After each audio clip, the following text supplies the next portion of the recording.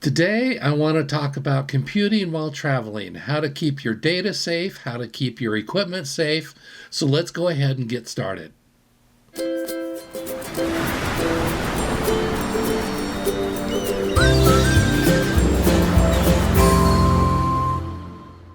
Also, this Monday night, Gordon is going to do our live as I won't be home. And I'm telling you that so that you can know to bring your questions. So if you've got questions about OneNote, about Wi-Fi calling, about using the Medallion app, anything at all like that, bring your questions and join him. I think it'll be really helpful. So let's go ahead and take it away, Gordon. Hi there, this is Gordon with Let's Go Travel Tips. And as I said, today I want to talk about what we can do to keep our data safe, our computer equipment safe, while we're traveling both internationally and domestically, both on a cruise ship and off the cruise ship. So first off, when I talk about safe computing while traveling, there's a couple of things I want to discuss. First, I'm going to talk about what we can do to keep our equipment safe. So that's the physical aspect of it. Then I'm going to tell you a little bit about how we can keep our data safe. So that would be the virtual aspect of it. When I talk about the physical aspect of it, when I'm talking about your phone or your laptop or whatever device you happen to use, there's a couple of things you need to do. First off, I would highly recommend some sort of a case on your smartphone. That keeps it protected if you happen to drop it. Also, on the glass of your smartphone, I highly recommend a screen protector. I've dropped a phone without a screen protector and had to replace the screen glass because it broke. I've never not had a case, and I've dropped my phone a number of times and have never had any damage to it. Now, I have a couple of different cases. This is the case I normally use when I'm at home. It's a soft, flexible, clear case. It protects my phone just from any short drop. I also have on the back where I've put a ring on it. Now, this I use while I'm holding my phone because you can call me Butterfingers if you want. I just don't want to have any problems and drop my phone all that often. So I have this ring. It also makes it nice. I've got a little clip on the dash of my car, and it just clips right to it and sits right there while I'm driving to and from work. This case, it also has a ring on it, so I can keep it that way. But this is a little softer on the outside of it, but it's also less slick. So when I'm using this case and putting it in my pocket, yeah, it can be a little tough to put it in the pocket, but that means it's also hard to get out of my pocket. And I especially like this where I can put it in if I've got a shirt that has a pocket here.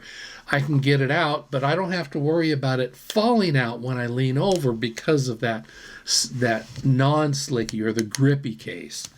This one, I've also got a lanyard attached to it. And that gives a lot of peace of mind when you're standing on the ship and the only thing between you and dropping this in the ocean is this lanyard.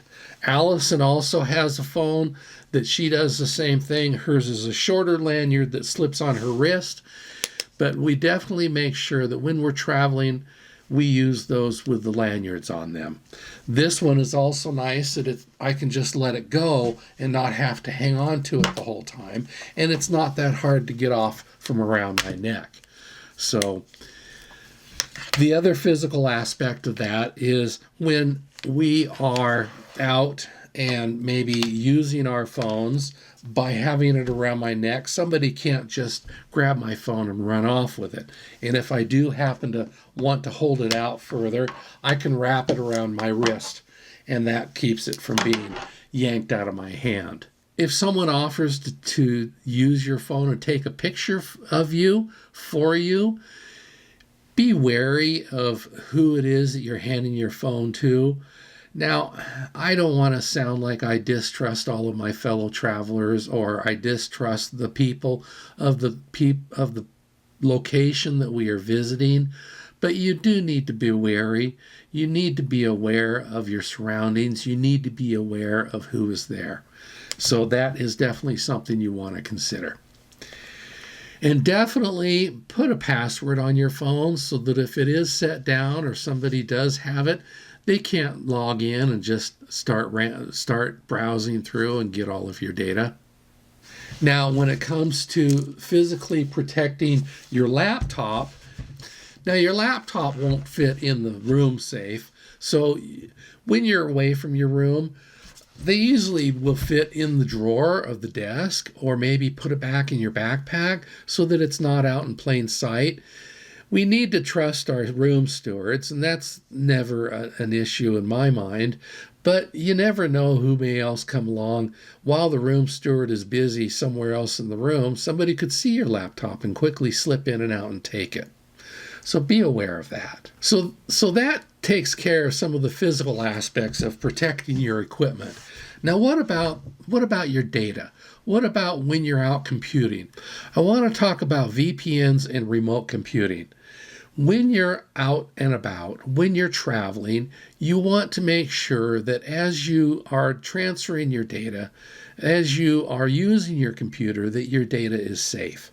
We hear a lot about VPNs. Now, what is a VPN? Well, VPN stands for Virtual Private Network. Consider the internet in that it's a lot of data that just flows around, and it goes from router to router, from place to place, and is all over the world. Well, if you take what's called a VPN, what you're doing is you're creating a secure connection between your laptop or even your phone and a final destination where everything that passes through that connection is encrypted.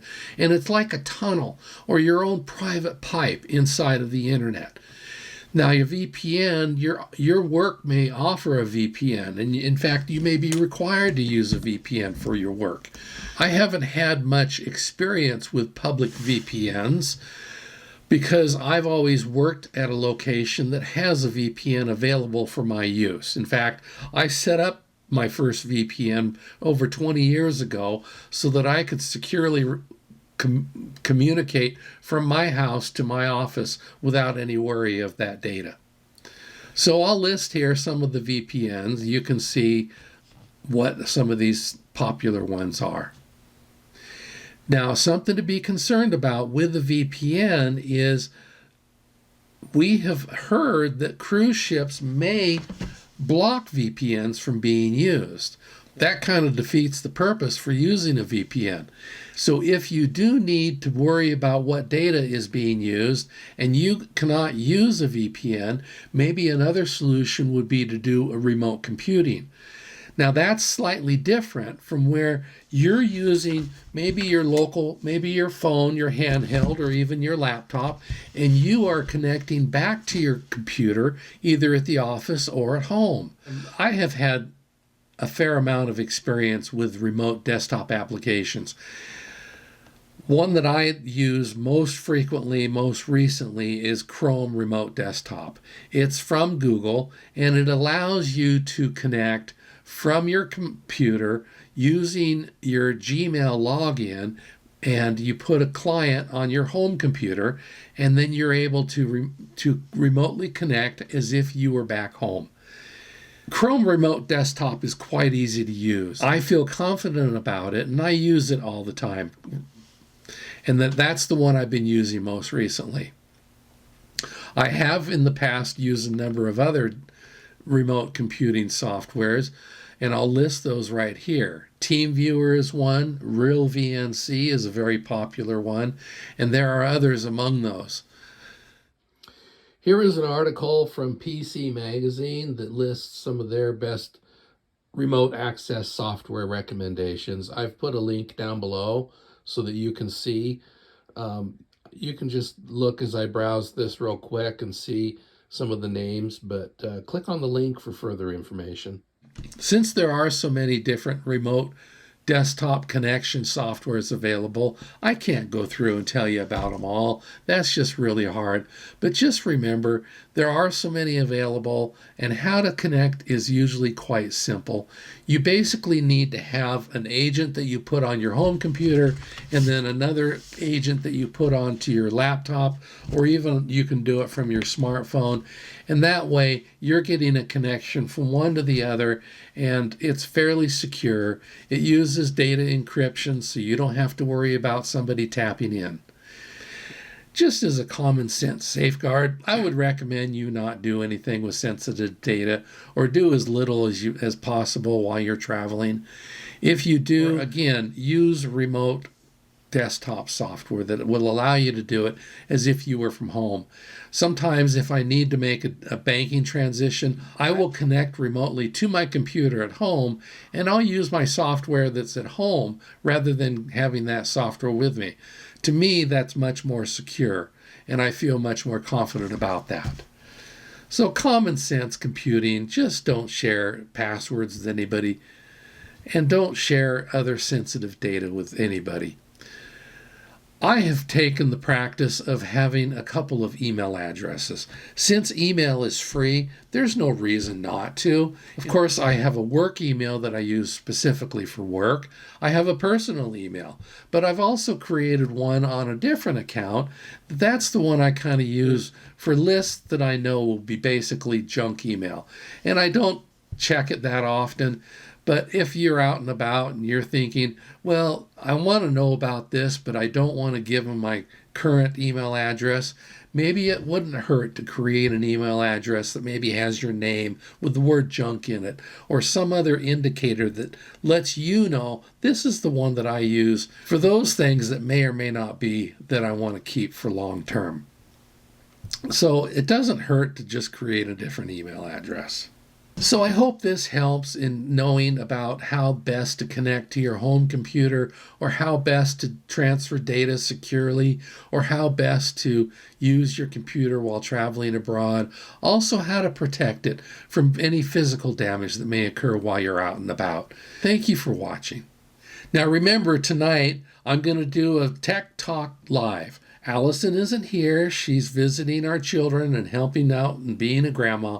So if you have any techie questions, anything pertaining to what I talked about last Friday with OneNote, Saturday I talked about Wi-Fi calling, and just now I've talked about remote computing and safe computing while traveling. If you have any questions, bring those and let's talk about it tonight. I look forward to seeing you then. Thank you all very much for joining us. If you haven't subscribed yet, please go ahead and hit that subscribe button. We'd love to have you in our Let's Go family. And if you enjoy these updates, would you please give this video a thumbs up, as that really does help us out. I'll be talking to you all again really soon. You all take really good care. God bless you. Love you. Bye-bye.